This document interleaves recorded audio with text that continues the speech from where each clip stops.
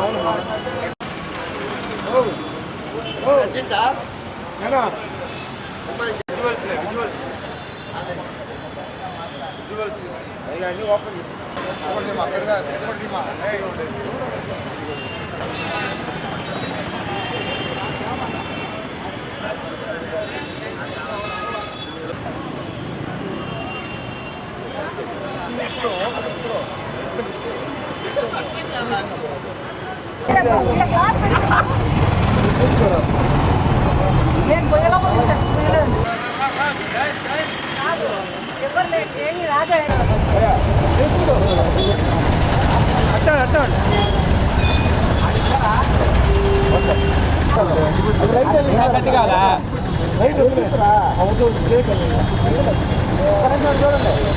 Happy birthday చెప్పా బాబు cell phone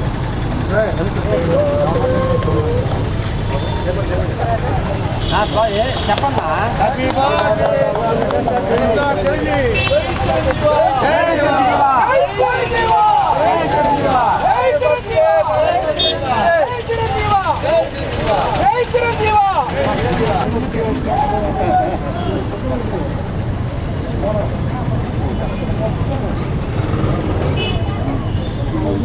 Rajanna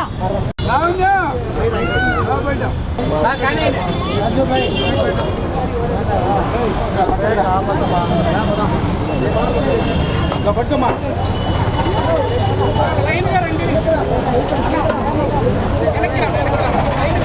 అవునా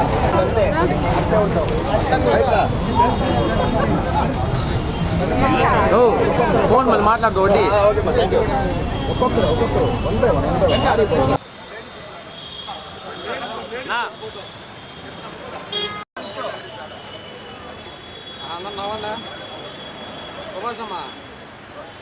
వెంకటేశాయ. ఈరోజు మనందరి big boss Padma Vibhushan megastar Chiranjeevi గారిది 69వ పుట్టినరోజు జన్మదిన శుభాకాంక్షలు తెలియజేసుకోవడం కోసం వచ్చిన ప్రతి ఒక్కరికి చాలా సంతోషంగా ఉంది. ఈరోజు ప్రతి ఒక్క పేద మహిళలకి, వృద్ధులకి, అందరికీ మన తరపున జనసేన పార్టీ తరపున, మెగాస్టార్ అభిమానుల తరపున అందరికీ అన్నదానం చెప్పడం జరిగింది. మన జనసేన నాయకత్వం అందరూ, రాజరెడ్డి గారు టౌన్ అధ్యక్షులు, ఇక్కడ వచ్చేసిన జనసేన నాయకులు అందరి తరపున ప్రతి ఒక్కరికి మన తరపున మెగాస్టార్ చిరంజీవి గారికి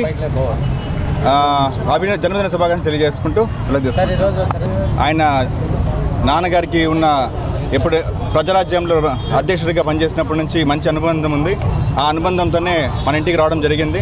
ఒక బంధువుగా, ఒక పార్టీ పరంగా అతీతంగా ఒక బంధువుగా ఆలోచించి ఇంటికి వచ్చి మరి చాలా హ్యాపీగా ఫీల్ అయ్యి తిరుపతి ప్రజలందరికీ ఒక ఎక్స్ ఎమ్మెల్యేగా, ఇప్పుడు ప్రజెంట్ ఎమ్మెల్యేగా ధన్యవాదాలు తెలియజేసుకోవడానికి కోసము ఇంటికి వచ్చి తిరుపతి అభివృద్ధి కోసము పాటుపడాలని చెప్పి బ్లెస్సింగ్స్ ఇవ్వడం జరిగింది.